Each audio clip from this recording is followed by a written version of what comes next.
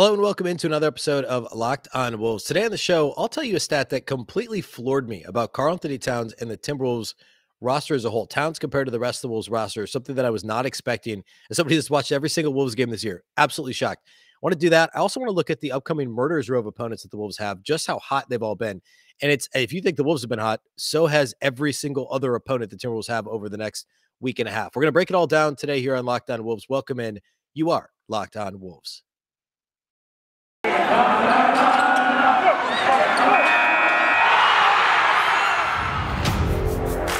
You are Locked on Timberwolves, your daily Minnesota Timberwolves podcast.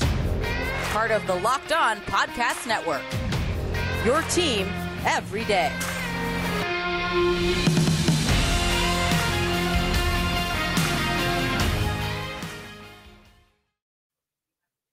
Hello and welcome to the Locked on Wolves podcast, part of the Locked on Podcast Network, your team every day. My name is Ben Beecken. I'm the host of Locked on Wolves. I'm also the editor of Dunking with Wolves, the Timberwolves site on the Fansided Network. Happy Friday, everybody. Happy weekend. And not quite a game day. The Timberwolves actually have 2 straight days off. They play Saturday afternoon against the Bucks. Talk a little bit about that here at the end of the show. First, though, thank you for making Locked on Wolves your first listen each and every day. Locked on Wolves, of course, is free and available everywhere. That includes YouTube as well as all of your favorite audio podcast platforms from Apple to Google, Spotify to the all-new Odyssey app. You can also follow this show on Twitter at Locked on T-Wolves. Don't forget the T. And at Beecken with 2 B's, 2 E's, C-K-E-N. What I want to do today is start with, I want to talk a little about the Wolves statistically as a whole so far this season, 71 games in, just 11 to go. But also one specific Karl-Anthony Towns stat that completely shocked me. So I want to get to that here first. Then I want to look at the murderer's row that the Timberwolves have lined up quite literally. I mean, the next 7 games are really difficult before there's 3 pretty easy ones and they finish the year at the Bulls. So I want to break down just how hot all these teams have been, where they sit in the standings, and what the Wolves prospects look like to get out of this thing with a respectable record out of the next 7 games with a respectable record. We'll close with a little bit of Wolves Bucks talk. Of course, the Wolves haven't seen the Bucks since October. And that's who's next up on the schedule on Saturday. All right, let's start with a couple of quick stats that are really surprising to me. So number one, this is not surprising. This is all related to 3-point shooting for the Wolves. I want to start with what's not surprising, and that's something I've been talking about since probably, I don't know, mid-late November, when the Wolves were like, mid-November, they were 4-9. Then they went on that little win streak before Thanksgiving. Then they had the next 5-game losing streak in early December. Around that time, the Wolves were still kind of hovering in the bottom, like 6-7 in the league in 3-point shooting percentage. And I was talking pretty frequently about, hey, at least the defense is playing well. At least the defense is being disruptive. At least they're getting out and scoring in transition. At least they're, to some extent, getting to the free throw line, because eventually the 3-pointers are going to start to fall. That continues to be the case. The Timberwolves as a team now are all the way up to 13th in the league in 3-point shooting percentage. And they're still number 1 in 3-point attempts per game and number 3 in 3-point attempt rate, because they play at such a fast pace. That's probably a better way to look at this. But number 1 in attempts per game, 3rd in 3-point rate at any rate. But they're number 13 in 3-point percentage after being bottom 10 for really the first half of the season, games wise, not the All-Star break, but into January, they were like 10th worst in the league. They've been steadily climbing now over the past 10 weeks, as they have been in most categories, to 13th in the league. Why is that? Well, it's a bunch of guys who, for their career, are better shooters than they have been for much of the season with the Wolves. The names I most frequently talked about earlier this season, Taurean Prince was one. He's obviously shot a much better since January 1st. He was below 30% for most of the season. This is a guy who for his career is 37.1%. Last year's 40% split between Brooklyn and Cleveland. This year, he's back up to 37.6%. Patrick Beverly is the most recent example over the past couple of weeks. He shot it extremely well. A lot of people don't realize this. If you ever watch League Pass games with opposing announcers, I have probably at least 3 times that I can think of heard opposing announcers say, Patrick Beverly is not known for his offense. Oh, that's a surprise that Pat Bev's shooting a 3 or making a 3 or whatever. I don't understand that, because he's a 37.9% career 3-point shooter. He was 40% last year, 39% the year before that, 40% the 2 years before that. He's been 40% or greater, or I should say 30, to be precise, 39.7% or greater from 3 in 3 out of the last 5 seasons. For his career is just a shade under 38%. This year, he's still only 35.5%, which if the season ended today would be the worst three-point shooting mark of his career. So him shooting better lately makes sense. That's what we should be expecting from a guy who's a career 38% three-point shooter and has shot 39, essentially 38% or better, well, literally 38% or better in each of the last 5 seasons. We're going to see that number continue to tick upwards. We're finally seeing it here of late. So you can expect some continued progression to the mean. This isn't simply hot shooting. It's progression to the mean that we should have expected all along. Malik Beazley is another good example of the past couple of months. Malik is now shooting 37.5% from three. The season ended today. That would still be his worst mark since 2018, when he was a very limited rotation player for the Nuggets. He only played 9 minutes a game for Denver. That was before he became a regular member of their rotation. Since that point forward, his worst season had been 38.8% from three. He's still only 37.5, which is, of course, way up from where it was earlier this season. That's going to continue to improve. It's a little noisier with Anthony Edwards, Jaden McDaniels, guys that don't have as much of a track record, so I don't want to focus as much on them. The other veteran with a track record would be Deangel Russell. D'Lo last year was by far his best three-point shooting season, 38.7%. So I don't, perhaps that ends up being the outlier over the course of his career, but he's a 35.8% three-point shooter for his career, which is just a shade below league average. This year, he's only 34.7%. So he's still 1.2 points behind his career average. The season ended today. This would be his worst three-point shooting season since 2018, same as Malik Beazley. So you're talking about 4 veterans that have a track record of making threes: Taurean Prince, Malik Beazley, Patrick Beverly, and Deangel Russell. Those guys have all done it with multiple teams at a high rate, at a high clip, high rate of success, and a high clip. And they're all still shooting below career averages, with the exception of Taurean, who is right there, but a little below where he was last year.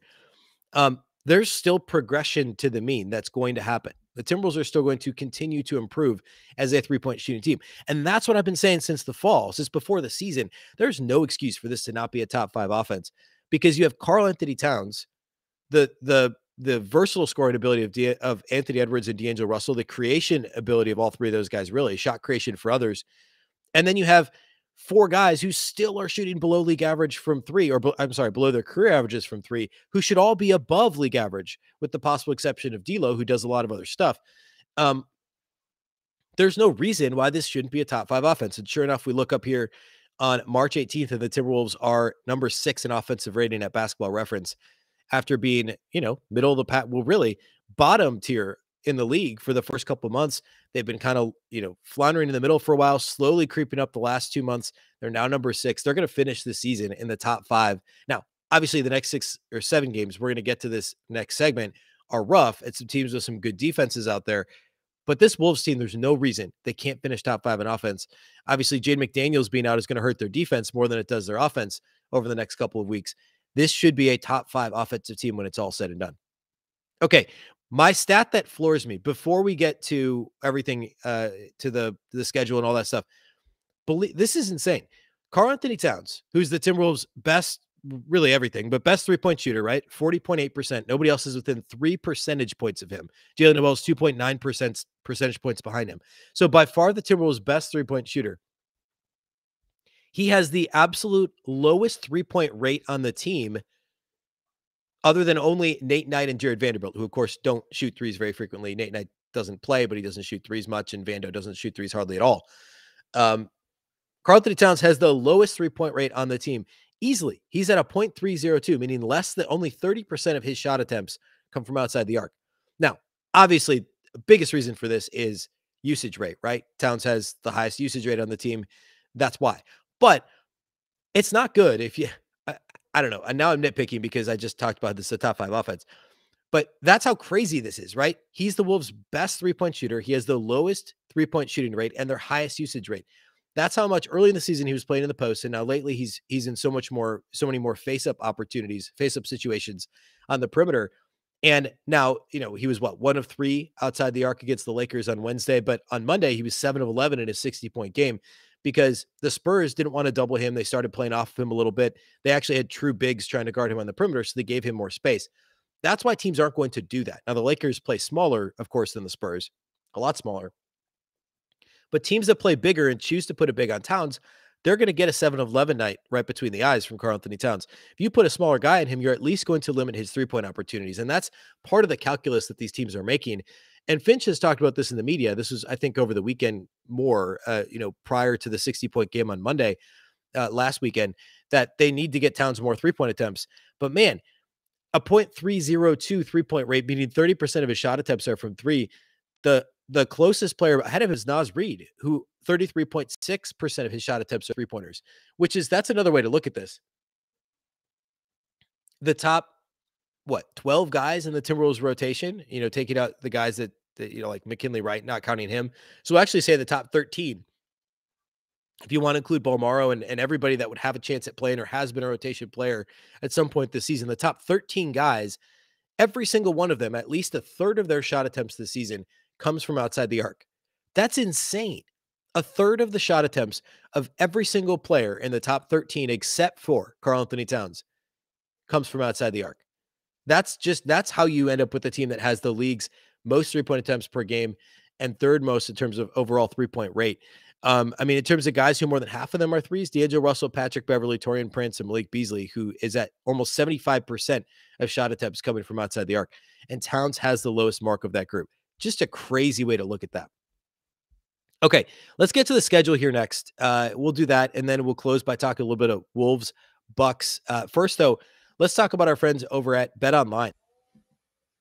It's that time of year again as college basketball's tournament is finally upon us and underway now, of course. From all the latest odds, contests, and player props, betonline.net is the #1 source for all your sports betting needs and info.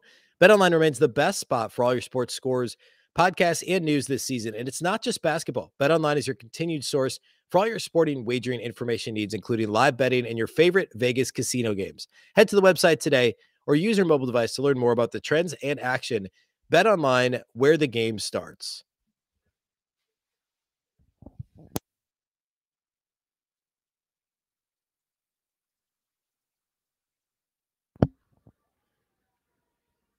Thanks once again for making Locked On Wolves your first listen. For your next listen, be sure to check out the Locked On Now podcast, nightly recaps of every NBA game with analysis from our local experts. It's free and available wherever you get podcasts. It really is the best way. If I've been watching the Wolves and haven't been able to watch any other NBA games, it's the best way to catch up with what happened the night before with your Locked On local experts. You're not just perusing box scores, watching the highlight shows, scrolling Twitter. It's a great way to get updated on what happened across the league the night before. Okay, let's talk quickly here about the Timberwolves' upcoming schedule and just how insane it is. I've been talking about this now for a while because it's just kind of been looming. It's, despite the good vibes, and I promise I've been able to enjoy them. What the Timberwolves as a whole have won 9 of 10. The Timberwolves have won 12 of 15. And, going back to late December, early January, the Timberwolves are like 37 and 21. And by the way, at home, the Timberwolves have won 5 straight, and they're 16 and 3 going back to kind of when COVID hit in mid-December. And this is pointed out by Alan Horton, the Timberwolves' fantastic radio voice on Twitter. All 3 of those losses that have happened over the past 19 at home have been on the second night of a back-to-back. So with the night of rest, they're undefeated, 16-0 at home since mid-December, which is just crazy to think about. But look at the teams the Timberwolves are about to face off against, split between home and road. They have all been extremely hot. The Wolves might have won 9 of 10, but they played Milwaukee on Saturday. Milwaukee's won 8 of 9. They play the Mavs the next time out at Dallas. They've won 8 of 9. Then they play the Suns. The Suns have won 7 of 9. Then they play the Mavs again, who, of course, as of right now, have won 8 of 9. Then they play the Celtics, who have won 6 of 7. Then they play the Raptors. As of right now, excuse me, the Raptors have won 5 consecutive games.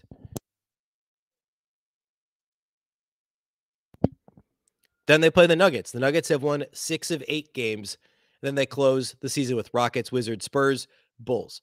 The next 7 games, not only are those teams all playoff teams, and I want to talk about that too, but they've all been on hot streaks. The Bucks on Saturday, they're second in the East. They're 44 and 26 this season. They have a +4 point differential, which is notable, by the way. The Timberwolves are up to 3.3 in terms of their point differential. That's the 5th best mark in the Western Conference. It's better than Dallas and Denver, who they're a game and a half still behind Denver for 6 and 3 games behind Dallas for the 5 spot. Well, Dallas is tied with Utah, I guess, for 4 and 5. but they have the 5th best point differential in the West. The Wolves do. And it's a 3.3. They take on the Bucks Saturday, who have a +4. They're 44-26. They're 2nd in the East. Then they play the Mavs, who are tied for the 4th spot in the West. They've won 8 of 9. They're 43-26. They have a +3 point differential, just slightly behind the Wolves. Then they take on the Suns, who have won 7 of 9. They've won 15 of 17. They have the league's best record. They have really all season, 56-14, and a crazy +8.2 point differential. Then they play the Mavs again after that. That one's at home. So 3 of the next 4 at least are at home. Bucks, Suns, and Mavs, and then one of the Mavs games is on the road. Then they go to Boston to play the Celtics. The Celtics have won 6 of 7. They're number 4 in the East. They're 42-28, and they're a +5.8 point differential. So the next 5 games are all against teams that are at least tied for 4th in their conference. The Celtics and Mavs are both in 4th. The Bucks are 2nd in the East, and the Suns are 1st. So the next 5 games are extremely hard. And then after that, you still got to play Toronto, who beat the Wolves easily right before the All-Star break. They've won 5 straight. They're 39-30 with a +1.6 point differential, and are currently tied for 6th in the Eastern Conference. They're in the 6-7 spot right now. And then the Nuggets, of course, who the Wolves are chasing, a game and a half behind for the 6th in the West. They're 42-28. They've won 6 of 8 and 12 of 15, which is exactly why the Wolves have not been able to gain any ground in the Western Conference. They do have a +2.9 point differential, which is slightly behind the Wolves. So every single one of these teams that the Wolves are playing over the next 7 games are at least tied for 6th. We're not talking about play-in teams, talking about teams that are tied for 6th. They've all won at least 6 out of their last 8, or in the Raptors' case, 5 straight. It's going to get really hard. 4 of them are on the road, 3 are at home. I mean, if the Wolves come out of this, I said this on yesterday's show, if they come out of this with if they go 4-3, I think I'd be pretty happy with it, right? If they go 4-3 over the next week and a half against this just insane stretch of opponents, I think we could be pretty happy with that outcome. If they go 3-4, that's even not all that bad. If they could avoid losing consecutive games. I mean, by the way, the Wolves haven't lost, and it's kind of implied by some of the stats I rattled off a minute ago. You'd have to go back to what that Bulls, the second Kings loss and then the Bulls loss, which was about a week before the All-Star break, to find the last time the Wolves lost consecutive games. I mean, they haven't lost consecutive games in a really long time, which speaks a lot to Chris Finch and also the way that and the coaching staff and the way they've managed the injuries, really more than anything. But that's super impressive. And I mean, at this next stretch, again, if you go 3-4 or 4-3, you feel pretty good about it because these are really good opponents. They just have to avoid the bottom. They have to keep the bottom from completely falling out. That's really what they have to do. And by the way, they are done with back-to-backs this season. No back-to-backs, at least 1 day of rest in between all of these games. They have 2 days of rest right now. They don't get 2 more consecutive days of rest until the end of the month between the Boston and Toronto games on the road. So the 2 days of rest comes in the midst of the road trip. And they've got 1 more 2-day break, and that's right before the season finale against the Bulls on Sunday, April 10th. So the last 11 games, 7 are against 6-seed or better, or I should say 8 are against 6-seed or better teams because you include the Bulls at the very end of the season. So 8 of the last 11 games. Mixed in there is Houston, Washington, San Antonio, all non-playoff teams, non-play-in teams as well.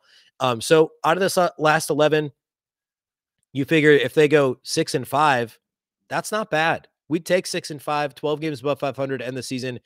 What would that be? A 47-35 record. That would be better than even I projected at the All-Star break. At the All-Star break, I said they'd be 44-46. I was hoping for 46 wins. I think there's a legit chance they could close this season with 47 victories, and that might be enough to get them to 6, but more than likely than not, it's still going to be 7th in the West. But they've got a shot at 47 wins, and I think that's the takeaway here. And also, they've just got to keep the bottom from falling out, manage some of these injuries, be competitive on the road to, against the Bostons, Torontos, Denvers, Dallas, these tough teams, and show that you're serious, right? It's one thing to beat the Lakers at home. It's one thing to drop 60 on the Spurs. That loss at Orlando last week, that's clearly the outlier on some level, but you show up like that against any of these teams, you're going to get beat. So the next couple weeks are going to be a challenge, to say the least. All right, let's close the show today by talking about Wolves Bucks on Saturday afternoon. Before we do that, though, let's talk about our friends over at Athletic Greens. Our next partner has a product that I literally use every single day. I started taking Athletic Greens about a week ago. Really, I wanted better gut health. I wanted more energy. I wanted to optimize my immune system, especially this time of year. Really busy. Want to have that energy, but also not get sick. So you're asking yourself, what is Athletic Greens? With one delicious scoop of Athletic Greens, you're absorbing 75 high-quality vitamins, minerals, whole food source superfoods, probiotics, and adaptogens to help you start your day right. This special blend of ingredients supports your gut health, your nervous system, your immune system, your energy, your recovery, your focus, your aging, all the things. Personally, I take Athletic Greens because it just makes a ton of sense for my routine, for my day. It's better than just taking a multivitamin. AG1 is a small micro habit with big benefits. It's one thing you can do every single day to take great care of yourself. It's also lifestyle friendly. So if you eat keto, paleo, vegan, dairy-free, gluten-free, you can take Athletic Greens. Contains less than a gram of sugar. There's no GMOs, no nasty chemicals or artificial anything, and still tastes good. It helps support better sleep quality and recovery, supports mental clarity and alertness. It's the one thing with the best thing. Athletic Greens uses the best of the best products based on the latest science with constant product iterations and third-party testing.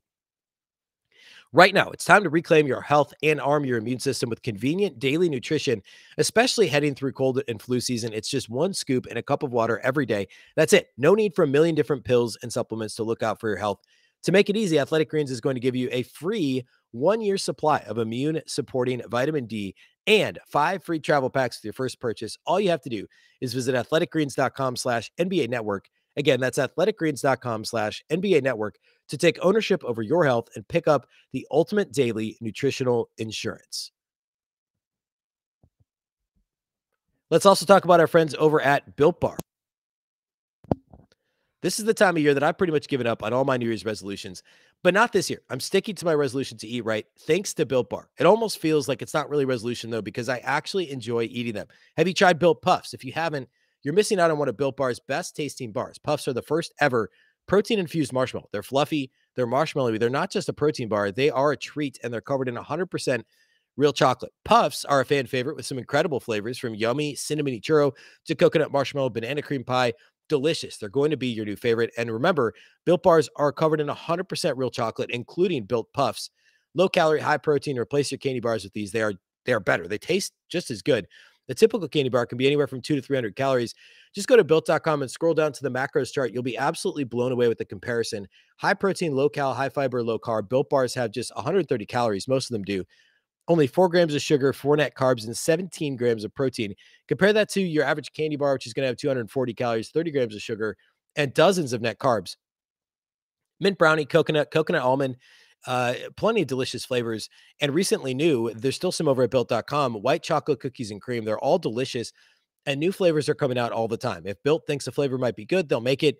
It will be delicious, and it will be good for you. At Built Bar, they're all about the taste. They make it taste delicious first and then figure out how to make it healthy. And I don't know how they do it, but they truly do pull it off every single time. Go to built.com, use the promo code LOCKED15. You'll get 15% off your order. That's promo code LOCKED15 for 15% off at built.com.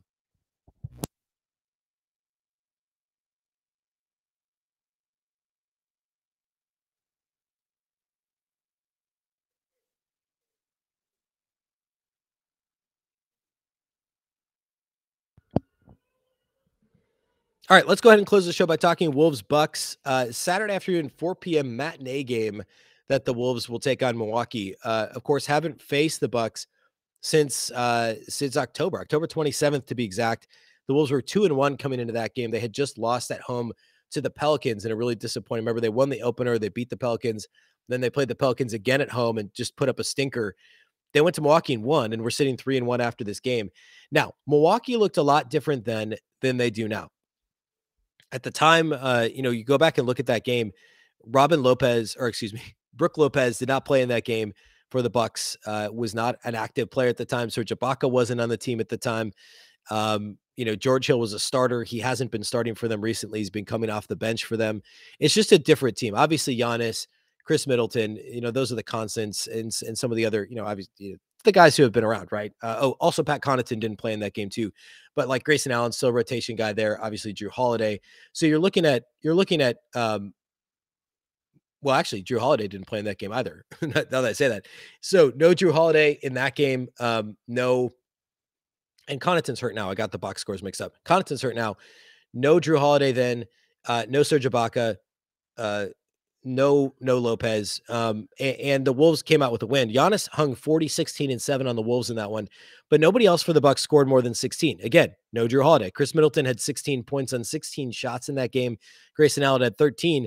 Nobody else even had double digits scoring on the Bucks back in October. The Wolves only won by 5. It's not like this was a blowout or anything.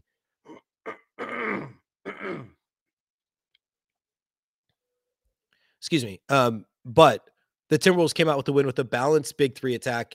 Karl-Anthony Towns had 25 in that game and 5 assists. He did turn it over 7 times and only had 3 rebounds. Deangel Russell was the leader with 29 points on 12 of 25 shooting. So a pretty efficient night for D'Lo. 6 assists, 5 rebounds in that game. And Anthony Edwards had 25 points on 24 shots, only 2 of 10 from 3, but had a solid game overall.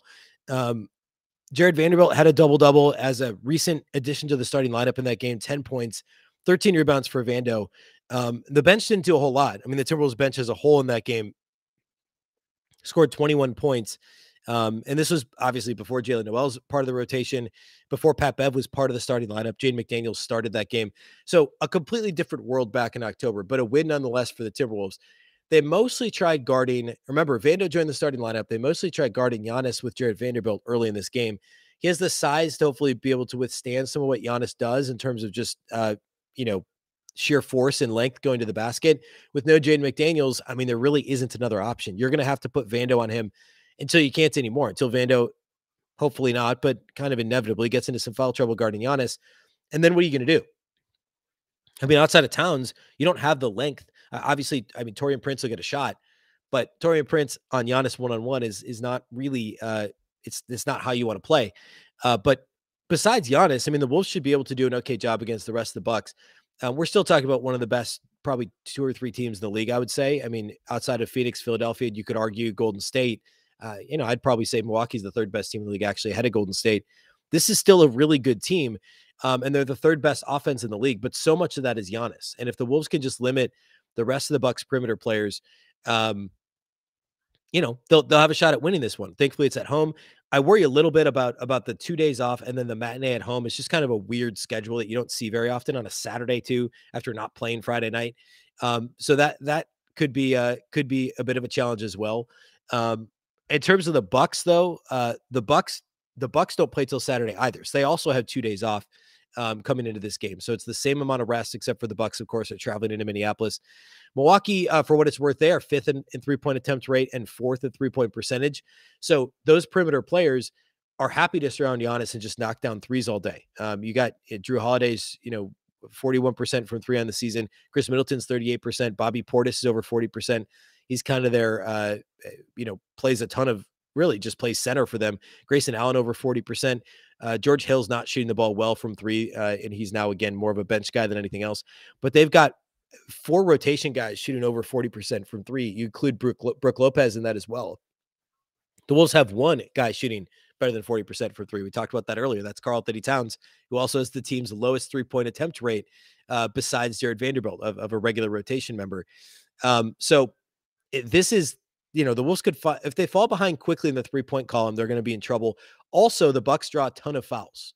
The Bucks are 6th in free throw attempts per game and 9th in terms of free throw rate, which is free throw attempts per field goal attempts.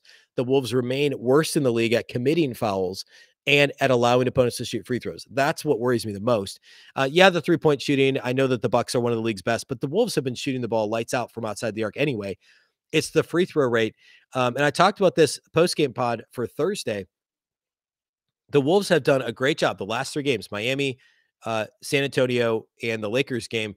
They've committed less fouls and shot more free throws than the opponent. That's obviously a recipe to win. It should go without saying, but for the Wolves, it's such a big deal. That's their biggest Achilles heel, is general foul trouble, generally allowing the opposing team to get to the free throw line, but also their best players and best defenders, whether that's Pat Bev or Jaden McDaniels when he was healthy, Jared Vanderbilt, and obviously Karl-Anthony Towns. Those guys are all really foul prone. And if they individually can stay out of foul trouble, or most of them can stay out of foul trouble, and the Wolves as a whole can keep from getting in the bonus, or allowing the Bucks to get into the bonus, I should say, early in the game, they'll have a shot at winning this game. But free throw rate is the thing that concerns me the most in this game, because the Bucks are just so good. And of course, Giannis leads the way in that category at getting to the free throw line. He shoots more than 11 free throws per game. I just don't know how the Wolves are going to keep their hands off him and not commit the foul. But anyway, that's Saturday afternoon game. We'll be back Monday of course, Monday through Friday next week. Thank you to those of you that do subscribe to Locked On Wolves and make it your first listen every single day. A reminder that the show's free and available everywhere. That includes YouTube as well as your favorite audio platforms, Apple, Google, Spotify, Odyssey, anywhere you listen to podcasts, you can find this show.